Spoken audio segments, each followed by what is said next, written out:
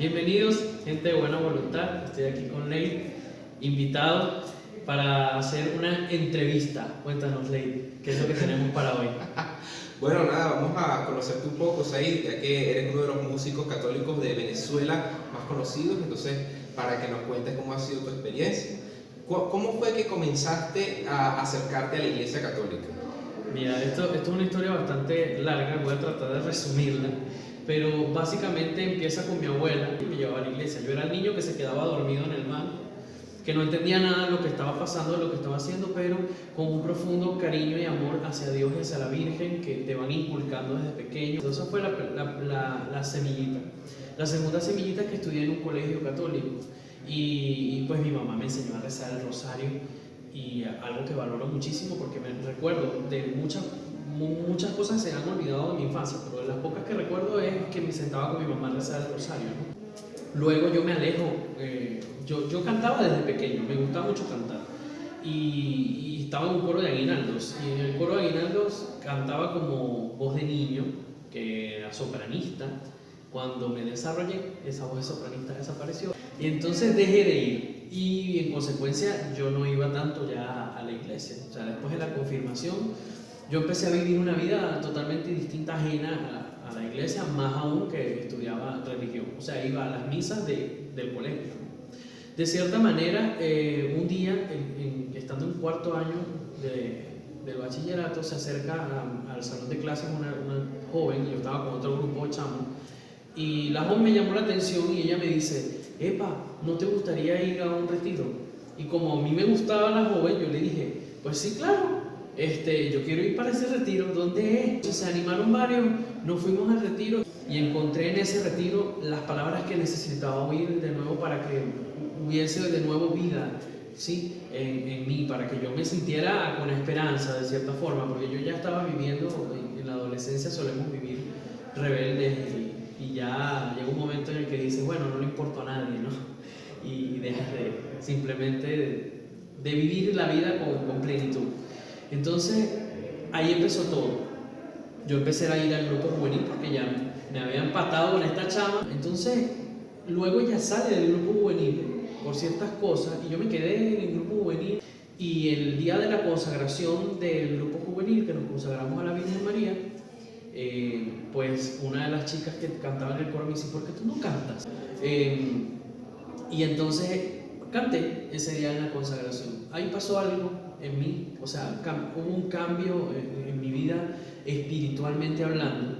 Ese momento en el que yo canté en la canción de la comunión, hubo realmente una conexión con Cristo, o sea, después de comulgar, además de todo lo que ya estaba viviendo, ¿no? Es como algo encendió el fuego, y ese fuego que se encendió ya no se podía apagar. Y después yo me vengo a la universidad y todo entró en pausa otra vez, porque yo decía: no, yo tengo que enfocarme en graduarme, yo tengo que enfocarme en ese título. No eres nadie si no tienes un título. Yo tenía ese chip en la cabeza y me vengo. Y cuando me gradué, que tenía el título, yo dije: ¿y ahora qué hago yo con mi vida? O sea, yo puse en el centro una cosa que ya la tengo. O sea, ¿y ahora qué? Entonces pensaba que si posgrado, que si no sé qué, y en medio de eso el Señor me llamó de nuevo. Entonces un día, gracias a un cartelito que pusieron, creo que de la Virgen de Fátima, no recuerdo bien, era así como una invitación a la misa a la Virgen de Fátima, y yo digo: pero es que hay una parroquia por aquí, y empiezo a preguntar: ¿por dónde es? ¿por dónde es? Y voy, subo el camino y no sé qué. Y ese día que llegué a la misa, veo que no hay nadie que cante, y a mí me dio dolor. Va pasando el cura, que tampoco lo conocía, y le digo: padre, disculpe, una pregunta. Y él se detiene así como que: sí, dígame, pero estaba preparándose casi para confesarme, ¿no? Y yo le digo: padre, es que yo sé cantar y yo he cantado misa, es por si quiere yo puedo cantarle la misa. Y el padre me dijo: pero faltan 10 minutos. Y yo le digo: yo vivo a 2 cuadras. Bueno, voy a buscar la guitarra. Y ahí estuve como un año o mucho más, hasta que me tocó mudarme y bueno, no sé qué, y pasaron muchas cosas. Pero hay algo que pasó en esa parroquia que es crucial en todo este camino, y es que el padre un día, estoy hablando con él en dirección espiritual o simplemente hablando de cosas santas, y me dice: ¿sabes? ¿Y cuándo le vas a dar el sí a Dios que está esperando de ti? Y yo decía: ¿pero de qué habla, padre? ¿Cuándo le vas a dar a Dios el sí que está esperando de ti? Entonces me dio un ejemplo que me sacó totalmente de contexto, y me dice: tú eres como el agua. Y yo, ajá, ¿cómo así?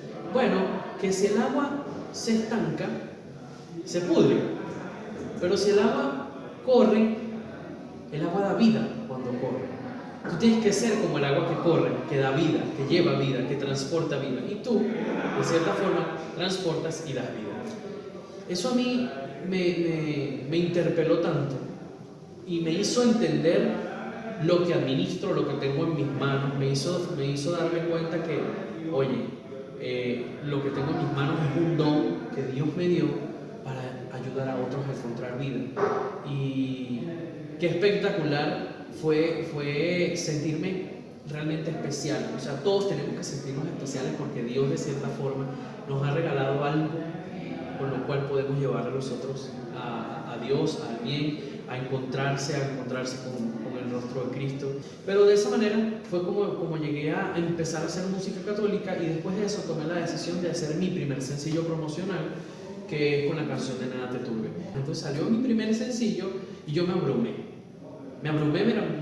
totalmente, y salieron 2 sencillos y no saqué más nada, porque costaba un platal, un dineral, no tenía ningún mentor, no tenía nadie que me dijera si era o no era, y el único que conseguí en el camino fue el padre Balmiro, y el padre Balmiro me dijo, simplemente Said, dale el sí a Dios que quiere de ti. Pero hasta ahí llegué, no fue que él me dijo que íbamos a hacer o nada, no, todo lo fue diciendo el Espíritu Santo. Me recuerda mucho al Evangelio donde la Virgen María, precisamente después de la generalización, ella acepta y luego la Virgen se va y se queda, bueno, y entonces, ¿y ahora qué hago? Entonces, bueno, la Virgen con todo sale a su camino a hablar con Isabel, ¿no? Y ahora bien, una vez que optaste por la música católica, pues sabemos que eso no es sencillo. ¿Cómo ha sido ese trayecto con sus dificultades y con sus grandes logros? Porque muchos jóvenes se han acercado también a Cristo por tu música. Terriblemente hermoso. Yo de verdad que me siento que estoy en una vida dolorosa. Esta es mi cruz, literal. O sea, siendo mi don también es mi cruz, porque hay un montón de sufrimiento, ¿no? En perseverar es la cosa más difícil que puede existir. Perseverar en esta actividad, manteniendo este don a flote de cierta forma, o manteniendo a flote, digamos, la espiritualidad propia, ¿no? O sea, no siempre estás tan bien como para dar a los demás, pero ahí es donde se manifiesta Cristo. Y este viaje, la verdad que ha sido hermoso, precioso. El Señor se regala cuando le dice, simplemente hace como María y dice, mira Señor, ya no puedo más, pero que seas tú, y que lo que hagas sea lo que tú quieres que yo haga, y lo que llegue sea lo que tú quieres que llegue. Pero esto ha sido un camino loquísimo, porque llega un momento en el que tú dices, bueno, ¿dónde estoy, no? Y el año pasado me pasó, o sea, ¿dónde estoy? Estoy cantando en las JMJ, o sea, estoy cantando en la Jornada Mundial de la Juventud, delante de jóvenes de otros países que están cantando una canción aquí conmigo, y es quedarse con ese regalo que son los que te ayudan a continuar, porque te estoy contando lo bonito, pero lo feo también es bastante, ¿me entiendes? El desánimo, o a veces no tener los medios para hacer las cosas que quieres hacer, pero lo que sí he aprendido y ha sido una enseñanza para mí en todo este camino es hacer lo que puedas hacer con lo que tienes para hacer. Y bueno, finalmente, ahora que mencionas a los jóvenes, ¿cómo ha sido este recorrer con los jóvenes? Porque fíjate que tu música es muy moderna, muy actual, ¿no? Y entonces eso puede llamar la atención a estos jóvenes que de repente no les gustan las canciones que son más tradicionales, porque precisamente ya no le llegan como a su cultura, ¿no? ¿Cómo ha sido ese caminar con los jóvenes? Yo simplemente hacía música de adoración, y me encantaba estar con el Santísimo y tocaba misa y no sé qué, pero no hacía música para los jóvenes de cierta forma. Entonces me empecé a dar cuenta que hacía falta música para los jóvenes, y de esta manera fue como fue viniendo toda esta música católica. Pero yo nunca pensé hacer reggaetón, o sea, esto es gracias al productor que en medio de la pandemia me dice, vamos a hacer algo, pero sal de tu zona de confort, vamos a hacer un reggaetón. Y así fue como salió No Temeré. Y a los jóvenes les encantó tanto que entonces, bueno, vamos a continuar haciendo... De mis favoritos personales. Vamos a continuar haciendo cosas así, ¿no? Vamos a seguir rompiendo el esquema. Por eso es que siempre digo, hay que simplemente confiar, porque pueden pasar 5 años en que Dios te muestre realmente cuál es la obra que quiere de ti, o hasta dónde es que quiere que llegues, que nunca terminas de llegar hasta la muerte, ¿no? Bueno, esto ha sido todo. Espero que les haya gustado hablar con Said Nazar. Lake Dark se despide y junto con Said y que la pasen muy bien.